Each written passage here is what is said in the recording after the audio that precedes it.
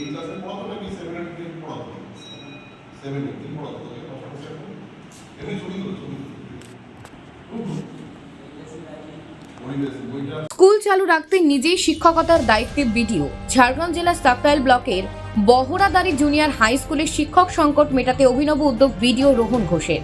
চাকরি বাতিল হওয়া এক শিক্ষকের অনুপস্থিতিতে বন্ধ হয়ে গিয়েছিল স্কুল, কিন্তু সামনের পরীক্ষা থাকায় পড়ুয়াদের ভবিষ্যৎ ভাবতে গিয়ে নিজেই শিক্ষকতার দায়িত্ব নিলেন সাকরাইলের বিডিও।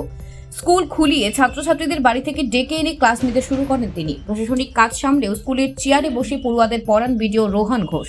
তার এই ভূমিকা ইতিমধ্যে প্রশংসিত হয়েছে এলাকায়। ঘটনা বলতে ওখানে একজন মতো মাস্টার ছিলেন এবং যে কোনো কারণবশতই ওনাদের এই সুপ্রিম কোর্টের ভার্ডিক্টের জন্য একটা সমস্যা অ্যারাইজ করেছে। তা স্কুলটি যখন আমি যাই কালকে তখন দেখি বন্ধ আছে, মাস্টারমশাই ছিলেন না। এখানে অবস্থায় বাচ্চারাও স্কুলে আসছে না। আমি ওখানকার লোকাল যারা জনপ্রতিনিধি আছেন, লোকাল মানুষ, সবার সঙ্গে কথা বললাম, তারাও চাই যাতে স্কুলটা খোলা চলুক।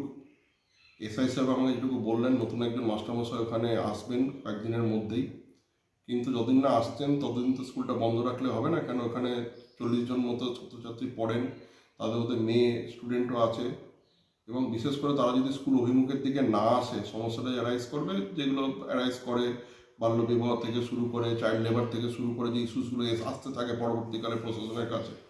তাই স্কুলের অভিমুখে যাতে ছাত্রছাত্রীরা থাকে, যারা এখানে ছোটো ছোটো বাচ্চারা আছেন, সেটার প্রচেষ্টার জন্যই এবং তাদের কনফিডেন্স বিল্ডিং মেজারের জন্যই কালকে আমার ওই স্কুলে যাওয়া এবং বাচ্চাদের সঙ্গে ক্লাস নেওয়া, যাতে তাদের মধ্যে একটা কনফিডেন্স বিল্ডিং মেজারটা থাকে যে প্রশাসন তাদের পাশেই আছে সবসময়।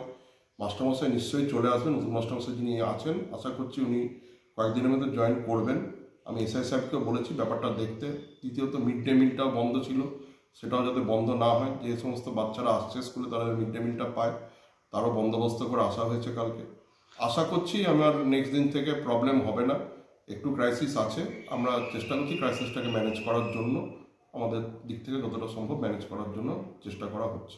যদি না ওই শিক্ষক আসেন তো আপনি কি আবারও ক্লাস নিতে যাবেন? দেখুন, ফিউচারিস্টিক তো আমি বলতে পারবো না। আমি একটা সরকারি অর্ডার দেখেছি যেখানে একজন নতুন মাস্টারমশাইকে অর্ডার করা হয়েছেন, তাহলে let's hope for the best.